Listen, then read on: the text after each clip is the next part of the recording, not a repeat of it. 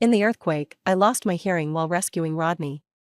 He promised he would love me forever. But a year after our marriage, he brought his lover right in front of me. Speaking sweet nothings boldly, thinking I couldn't hear a thing. Rodney didn't know, I had long since learned to read lips. I could see every single word they said, clear as day. I filed for divorce and moved out that very night. Rodney couldn't care less, sneering to his friends. A deaf woman dares to challenge me? Who does she think will want her once she's left me? But I never looked back. Even when he regretted it, I never looked back. Late at night, he came to my door, begging me to love him again. I smiled and said, "What did you say? I can't hear you." When my friends warned me something was wrong with Rodney, I didn't take it to heart. After all, we'd been together for 5 years, and it was in that earthquake that I lost my hearing while trying to save him. He'd promised me he'd love me forever. We'd only been married a year, there was no way Rodney would cheat.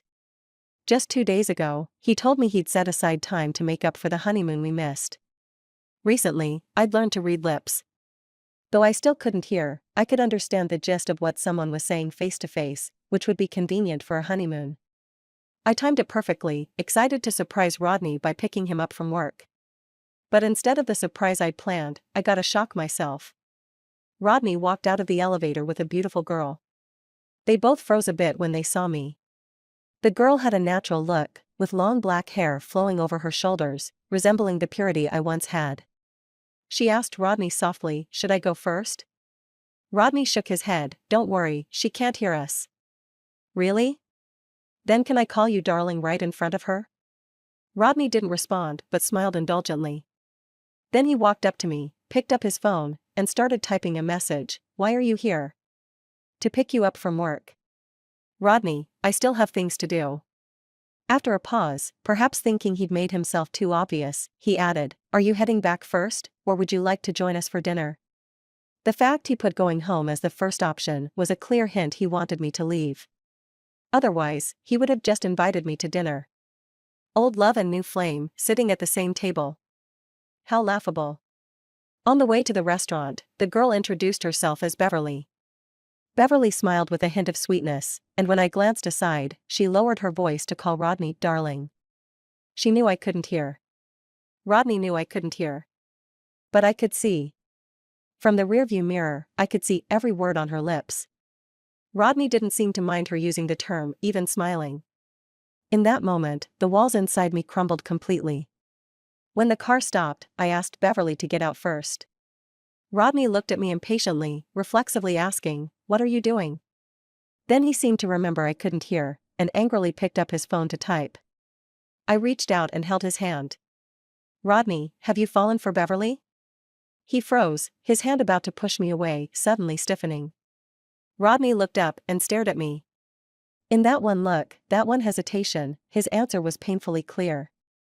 I felt an ache in my nose, fighting back tears. Seeing I was on the verge of crying, Rodney grew even more annoyed. Crying, who are you trying to impress with that face? You know you're deaf, yet you insist on going out. Aren't you embarrassed enough? After his outburst, he took a deep breath. Then, when he typed out a message for me, the tone was entirely different. "I was meeting Beverly to discuss work, not what you think. Darlene, with your hearing loss, you're too prone to overthinking. Can you just go home, please?" I realized he was scared of the backlash, so he cheated in secret, too afraid to admit it openly. In a daze, I recalled that day of the earthquake, how I had risked everything to shield him. Injured, I instantly lost my hearing. Rodney's expression then had looked as though the world was collapsing, holding me and crying out.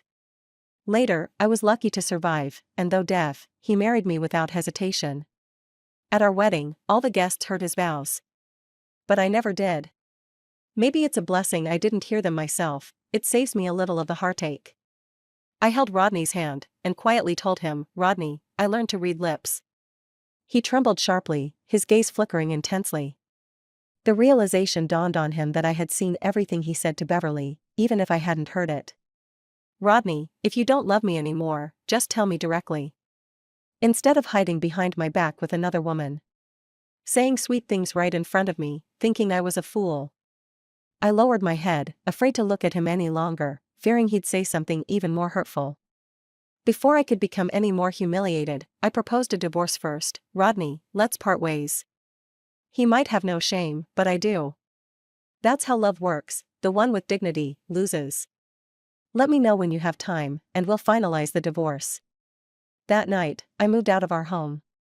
Aside from Rodney and Beverly, no one else knew we'd already reached the point of divorce. A few friends thought it was just a minor quarrel and tried to mediate. When I arrived at the private room, Rodney was already there.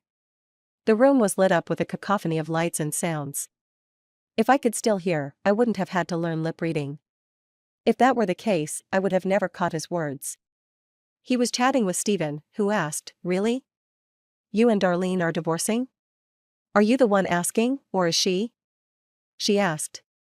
Stephen's jaw dropped in disbelief, his expression filled with shock. Of course, a woman who would risk her life for him must have been hurt deeply to want to leave him. But Rodney remained indifferent, sneering, "A deaf woman daring to go up against me? Who does she think would want her after she leaves me? An unwanted deaf woman." So that's his final verdict on me.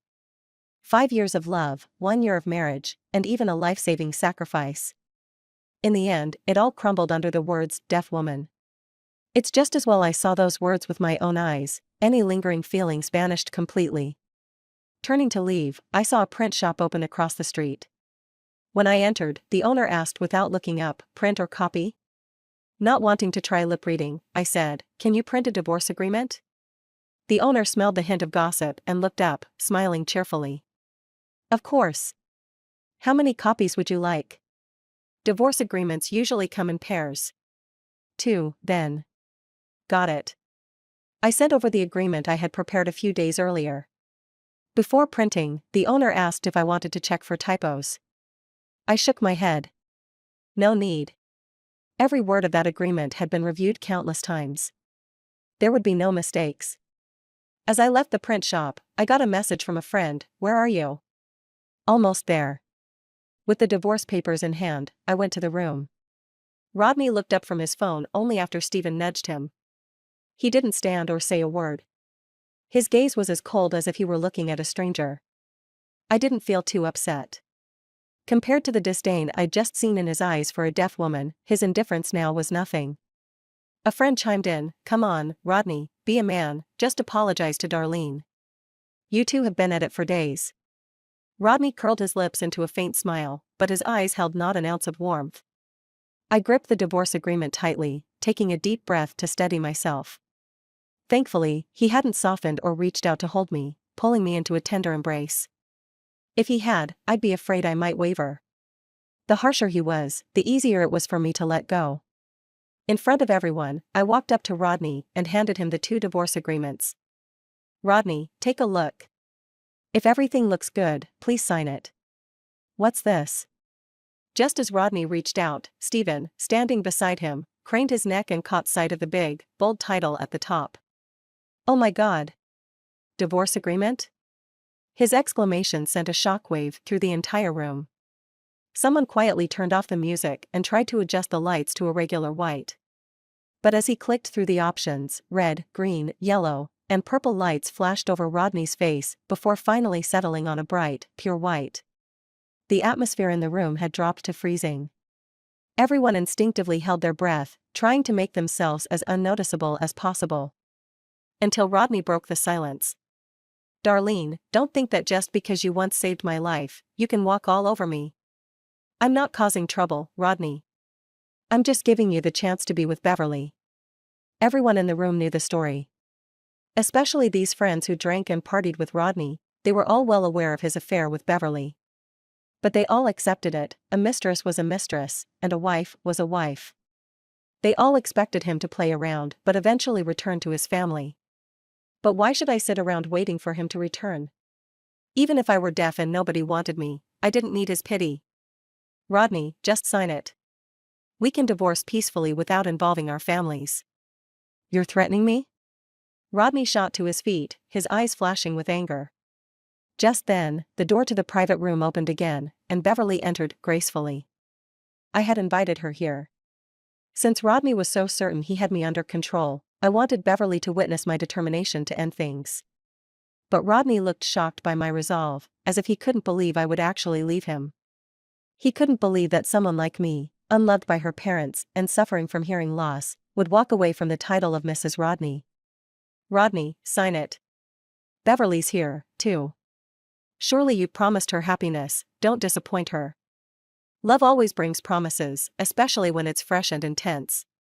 Just like the promises Rodney once made to me, which moved everyone who heard them. But in the end, he was the first to break those promises. There were too many people present, and I had left him with no way out. He had to sign, to keep his friends' respect and his lover's admiration. His anger was reserved only for me. And so, he finally signed, each stroke of his pen filled with resentment, resenting me for embarrassing him in front of everyone. But so what? He embarrassed me first. I took one of the copies and tucked it away, then turned to Stephen, who had been watching the drama unfold. "If Rodney and I end up in court, I'll need you to testify that he signed this willingly." "Stephen. Just say you want me dead." After I left, the tension in the room lingered. Seeing Rodney's expression, no one dared to continue partying. Stephen waved his hand and told everyone to leave. Beverly asked in a small voice, "What about me?" Since Rodney and I had already signed the divorce agreement, Stephen figured that Beverly's sweet words might be able to console Rodney. But as soon as Beverly sat down beside him, before she could say a word, Rodney coldly said, "Just go home." Beverly protested, "Rodney, it's not me you're mad at. You can't take it out on me." Rodney wasn't a patient man. After being humiliated by me tonight and now having Beverly fail to soothe him, his irritation was at an all-time high. Ignoring her, he rose, muttered to Stephen, "Let's go," and left without looking back. Beverly called after Stephen, "What about me?" Stephen shrugged, "Go home yourself." Beverly. Rodney and Stephen went to a different place to drink, getting completely wasted. A driver ended up taking him home. The house was dark. No lights were left on for him. There was no one in pajamas, rushing to catch his stumbling body. No one was there to ask softly, "Honey, are you uncomfortable? Do you need some water?" Nothing. Only a cold breeze seeped through an open window, wrapping around him, making him shiver. He reached out to turn on the light and looked around. Everything in the house was the same as before. I hadn't taken a single thing with me. The only thing missing was me. Standing there, Rodney suddenly felt that the midnight wind wasn't that cold. Because there were colder places. Rodney didn't know that after he and Stephen left, Beverly was furious and came looking for me. She showed me pictures of her and Rodney during their sweetest moments. Then she sneered, "Could you ever make him this happy? You can't even remember what his laugh sounds like anymore, right?" She underestimated my feelings for Rodney. Even after losing my hearing, every detail of Rodney remained vivid in my memory. Every night she spent with him, I replayed my memories with him over and over in my mind. I had never given up on trying to restore my hearing. The doctors told me there was a chance I could regain it. But after so long without results, even I started to doubt it, let alone Rodney. I could understand his boredom with me. And I believed that when he promised to love me forever, he was sincere. But sincerity is fleeting. Who can keep dragging someone else along forever? From the moment I mentioned getting a job, Rodney worried I'd trouble others. That's when I knew, one day, he'd consider me a burden. I had envisioned countless ways he might be honest with me. He'd say he was tired, that he didn't want to take care of me anymore. Or even that he didn't love me. I could have accepted that. But I never thought he'd choose the most humiliating route, cheating. But I'm sure that if he could betray me today, he'd betray Beverly someday, too. If she wanted him, I'd let her have him. Don't worry. As long as Rodney doesn't come bothering me, I won't look back. Bother you? Beverly scoffed, as if she'd heard the biggest joke of her life. Who would bother you? You're deaf. But Rodney did come back. About half a month after I received the signed divorce agreement, he started dragging his feet about finalizing the process. I urged him several times to set a date for the official proceedings. He kept saying he was too busy. Once, he got so annoyed by my nagging that he even blocked my number. Then today, he suddenly unblocked me, sent me a picture, and asked, "Who's this guy?" I opened the image, confused for a few seconds by the two blurry heads. Then I recognized one of them, it was me. The other was Wade, my divorce lawyer. Since Rodney was delaying, I consulted with Wade about how long it might take if I filed for divorce directly. That day, at the restaurant entrance, a group of students almost bumped into me, and Wade had reached out to steady me. Looking at the photo, it did look somewhat ambiguous. Rodney seemed unhinged as he messaged me again. "Who is this guy?" "Darlene, we're still married." "This is adultery." His double standards were amazing. Too bad, though, there was nothing romantic between Wade and me. As far as I knew, Wade had a girlfriend he deeply loved. They weren't married but had a child together. The girlfriend didn't even let their child call him dad. When I discussed my divorce, Wade had mentioned his own regrets from the past. Back when he was young, he had pushed his girlfriend to the breaking point. Even after having a child, they hadn't been able to reconcile.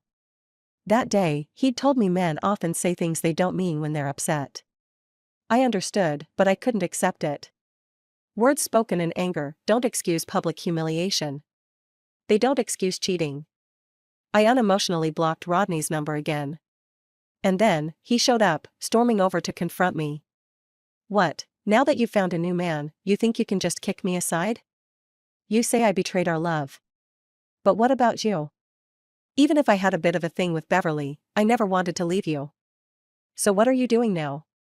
Are you planning to run into that man's arms as soon as we're divorced?" His anger was something I couldn't understand. But I could smell the strong scent of alcohol on him. He must have been out drinking again. This group of his, ever since they were teens, they've been caught up in this lifestyle of indulgence. Their outlook on life is different from most people's. So he said that even if he and Beverly had some flirtation going on, he never considered leaving me, and therefore didn't think he was wrong. I wanted to laugh, but also found it rather pointless. Go home and get some rest. If you have time to worry about my business, why not take some time and come file for divorce with me sooner? Darlene. He was furious, reaching out to pull me into his arms. I struggled to back away. In the tussle, Rodney tightened his grip and pushed me, causing me to fall to the ground. A sharp pain hit me, not in my limbs or from where I hit the floor, but in my abdomen. It felt like something was slipping away from my body. I looked down and realized I was bleeding. A dreadful thought shot through my mind. The moment Rodney saw the blood, the alcohol seemed to drain from him entirely.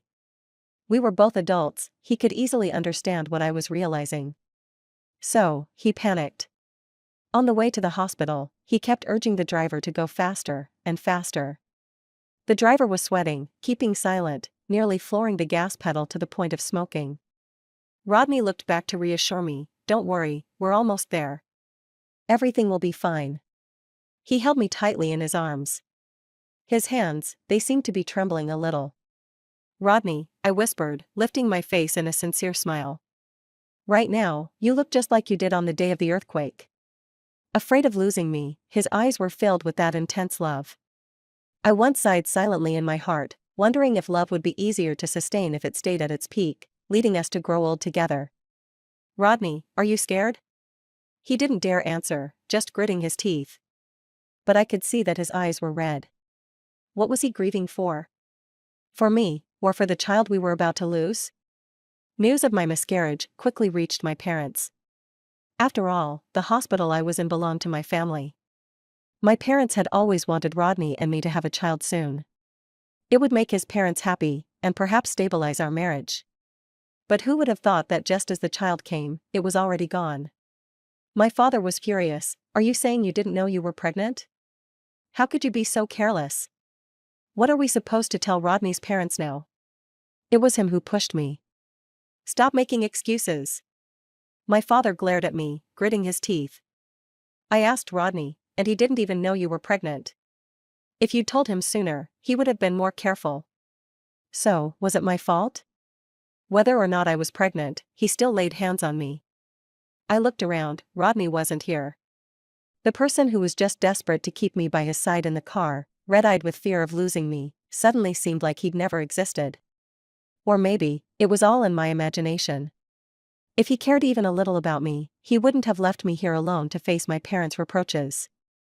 I closed my eyes, unwilling to listen to what my parents were saying anymore.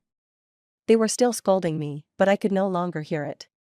It was nice being deaf, just closing my eyes, I could shut the world out completely. So nice.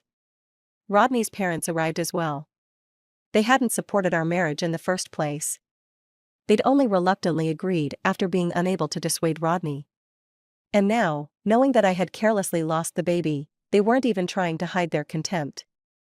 If only he'd listened to us, we wouldn't be here now. Getting married and then divorced, it's just another public spectacle for people to talk about. Rodney kept his gaze down, as if lost in thought, not saying a word. His parents turned to look at me. They didn't know I had learned to read lips, so they started to say something, but then stopped, perhaps thinking it would be useless since they thought I couldn't hear. I stayed silent as well. The room fell into a heavy silence. After a long while, Rodney seemed to snap back to reality, and suddenly said, "I was the one who pushed Darlene." His parents were startled. Rodney repeated, clearly, "I was the one who pushed Darlene, which is why she fell and miscarried." You. His parents wanted to scold him, but didn't know where to start. After all, Rodney was their only son, doted on since he was a child. Even when he admitted his fault, they couldn't bring themselves to blame him. After a moment of awkwardness, they found an excuse to leave. Just as they did, my parents returned from the doctor's office. Seeing Rodney's parents, they brightened up. "Oh, it's great to see you. We're so sorry, Darlene's caused you trouble again." Rodney's parents looked at them with silent disdain. My father added, "I spoke to the doctor. As long as she rests well, we can try for another baby in 3 months. That won't be necessary." It was my voice. Rodney's parents turned back, shocked by my words. Only then did my mother remember to tell them, even though Darlene still can't hear, she's learned to read lips. She can communicate face to face normally. I see. Rodney's mother gave me a meaningful look, as if blaming me for not telling them sooner. But I only said, "No need to worry about having children anymore, because Rodney and I are getting a divorce." My parents froze, looking as if the sky had collapsed. Especially my father, who rushed over and pulled me up from the bed, scolding, "Are you out of your mind? You're deaf, and you still dare to talk about divorce?" You see, even my own parents looked down on me for being deaf.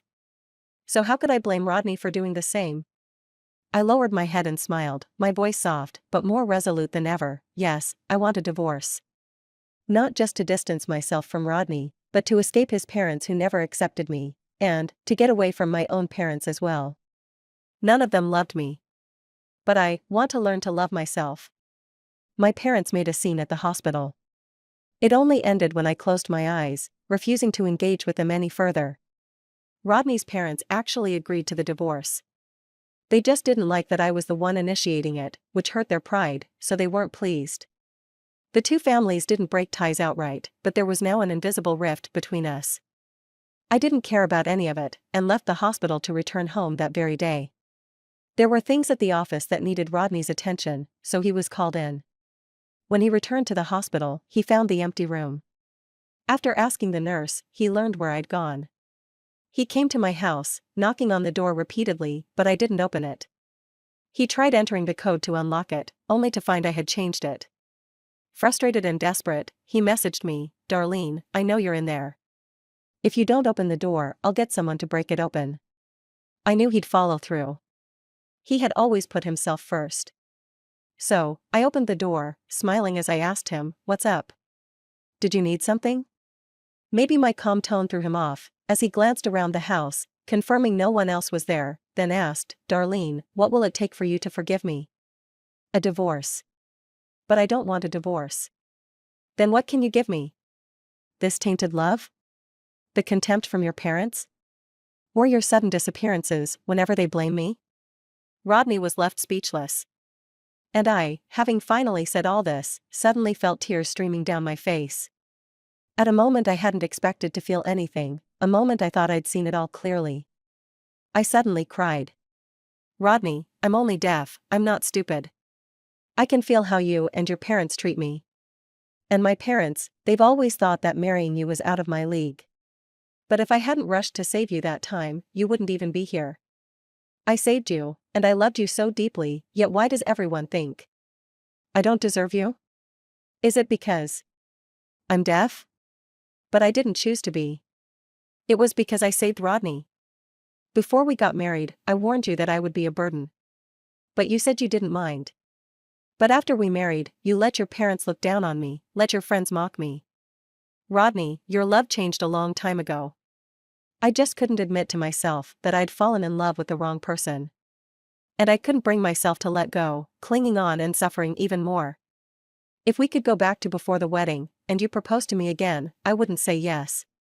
Rodney's Adam's apple bobbed as he swallowed, his voice strained. Why not go back to before the earthquake? If you hadn't saved me, wouldn't that have been better? I shook my head with a smile. No, I would save you, because I'm not like you. My love, even to the end, is sincere. Only now, I need to take back my love. Rodney looked stricken by my words, a flicker of pain crossing his face. Just as I turned to leave, he suddenly stepped forward and held me tightly. Darlene, love me one more time, please? I knew he spoke, because I felt his breath warm against my ear. And I could guess what he said. But I didn't want to acknowledge it. I just turned back, smiling at him. What did you say? I couldn't hear you. Rodney felt a sharp ache in his chest, his mouth opening, but he couldn't bring himself to say it again. When I left, Rodney still wouldn't agree to go with me to finalize the divorce.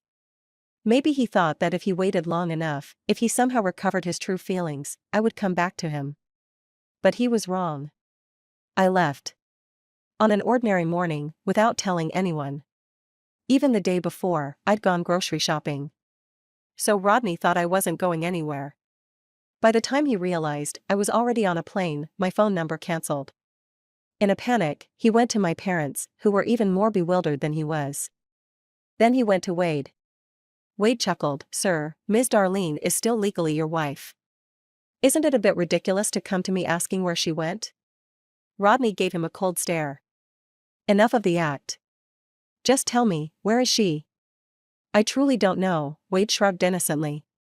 Before she left, she said that if she disappeared, you'd come looking for me. So, to make sure I wouldn't give in to any temptation to spill her whereabouts, she kept it a secret even from me. Rodney didn't believe him. But no matter how he questioned him, Wade's answers were unshakable. After all, he is a lawyer. Finally, Wade softened a bit and gave Rodney a hint. If you're looking for Ms. Darlene, you won't find her. But if you're willing to wait, she'll appear in 2 years. A spark lit up in Rodney's eyes. Then Wade added, she'll come back to file for divorce. Rodney. A clear path? More like sending me straight to my doom. Wade was laughing inwardly, but on the surface, he maintained a serious expression.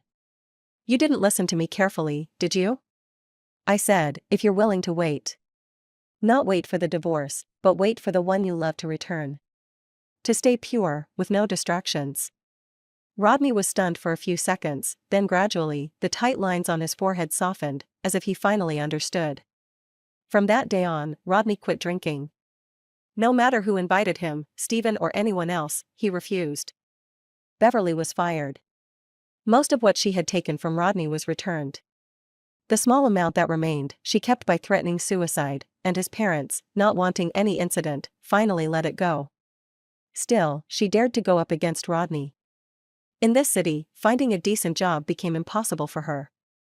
I heard that after months of struggle, Beverly had no choice but to pack up and leave for another city. And I, after living abroad for 3 years, returned prepared to fight Rodney in a final battle. This time, no matter how much he tried to stall, I was determined to get my divorce. The moment I stepped off the plane, I saw Todd waiting at the exit. Darlene. Over here. Afraid I might not hear him, he waved energetically from behind the crowd. But now, I could hear just fine. I glanced at Todd with indifference. He quickly walked up to me. Rodney sent me to pick you up. I smiled and started to hail a cab. Todd grew anxious. Don't make this too hard on me. If you take a cab yourself, Rodney will chew me out. I looked at him silently. Todd looked like he was about to cry, as if he might kneel before me. Relenting, I took out my phone and found the number I'd blocked 3 years ago. Rodney's voice sounded steadier, without the fake niceties, and he asked directly, Did Todd pick you up? He's right in front of me. Todd looked puzzled. Wasn't she supposed to be able to lip read only? How could she hear a phone call now? Ignoring his shock, I told Rodney, I've called a cab myself, let Todd go back. Rodney paused briefly, then replied with a single word, all right. Todd was stunned from start to finish. After I hung up, he immediately blurted out, oh my God. Your hearing is back? What, do you not want my hearing to be back? No, no. I'm just shocked. I paid him no attention and walked straight to the cab I'd called. Todd continued chattering beside me. If someone like you, who lost hearing later in life, can be cured, then what about people born deaf? I have a friend with congenital hearing loss in one ear. She's seen countless doctors over the years without any improvement, and she's pretty worried. As I opened the car door to get in, I glanced at him. Todd looked nervous, giving me a sheepish smile. So I asked, is this friend of yours a man or a woman? Todd started to say a man, but my look gave him away. Finally, he admitted, she's a woman. I raised an eyebrow. A female friend? You don't strike me as the type to be so helpful. Do you like her? Todd scratched his head sheepishly. Mind your own business, will you? Then why are you here, minding my and Rodney's business? Todd couldn't respond, standing there helplessly by the car. Before closing the door, I gave him an international number. If you really want to know, contact her yourself. Todd was taken aback, but quickly gave me a bow of thanks. I was a bit surprised. Todd, known for his carefree and flirtatious ways, was practically a legend for his flings. Could he have actually fallen for a girl? It seems love defies explanation. Some people seem fickle, yet love only one. Some seem devoted, yet have never stopped pestering me all these years. Rodney may never understand what it is I truly want. During the nearly 3 years I was gone, Rodney's company had some cases handled by Wade. Their relationship gradually shifted from antagonistic to a kind of reluctant friendship. So, on the day I formally filed for divorce, Wade asked me if I minded him telling Rodney. I laughed, what's there to mind? Even if you don't tell him, the court summons will reach him.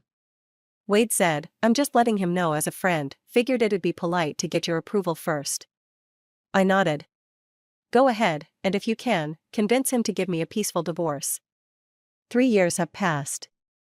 What's the point of holding on to a broken marriage? Following my split with Wade, I had originally planned to head straight to the hotel. But on the way, I ran into Steven's car. He looked like he had just come from the hospital, appearing frail, with a pale complexion. He seemed as surprised to see me as I was to see him. Gone was his youthful naivety, replaced by the beginnings of a calm maturity. He asked when I had returned. 2 days ago, I replied. Would you like to grab a meal together? To be honest, there wasn't much of a connection between us. Back in the day, when Rodney's rowdy friends would mock me, Steven had been right there with them. But I agreed to have dinner with him, for one reason alone. When I was abroad, I met someone named Kathy. Kathy was Steven's ex-wife. Their divorce hadn't ended well, or so I'd heard. But at least Steven came to his senses quickly and didn't drag things out. He let Kathy go early on and even made good on what he owed her. During dinner, I sensed that Steven was aware of my friendship with Kathy from abroad, which was likely why he had suddenly invited me. Casually, yet intentionally, he steered the conversation toward Kathy, hoping I might give him some reassurance about how she was doing. It wasn't until after the meal, as I was about to leave, that I finally told him. Steven, don't worry. Kathy's doing well. And I've introduced her to my doctor. I believe soon, she'll be able to speak again. Steven smiled with satisfaction, and for a fleeting moment, I thought I saw tears glistening at the corners of his eyes. Is it only when we've truly lost someone that we finally gain clarity? Then what about Rodney? What will it take for him to finally let me go? The day before the trial, Rodney came to me and said he wanted me to go with him to the temple to fulfill a vow. He promised that afterward, he would finalize our divorce without needing to go to court. I was skeptical. But the way he looked at me was the same way he'd looked at me 10 years ago, back when he loved me the most. It stirred something in me, a reluctant softness, a bittersweet ache. I had thought I had already let go of this relationship completely. But one look from him, and the memories came flooding back. I agreed to Rodney's request and accompanied him to the temple. He was solemn about it, taking a ritual bath and burning incense before we went. I asked him, "What wish did you make?" Rodney replied, "I wished for your safe return. But even if I come back, I'm not going to be with you." I know. Then why? I once told Stephen to cherish what he had before it was too late, because I know how painful loss can be. When he said this, he didn't look at me. His gaze was fixed on the deity, as if seeking redemption. "I'm afraid that you and I will end up like Stephen and Kathy, separated forever, never to meet again." I didn't respond. To me, his wishes and desires no longer mattered. There was a time when I loved him more than life itself, but now I only love myself. Rodney. Listen to the sound of the wind here at the temple. It's so gentle. Just like the life I want ahead of me. Gentle and free. The end.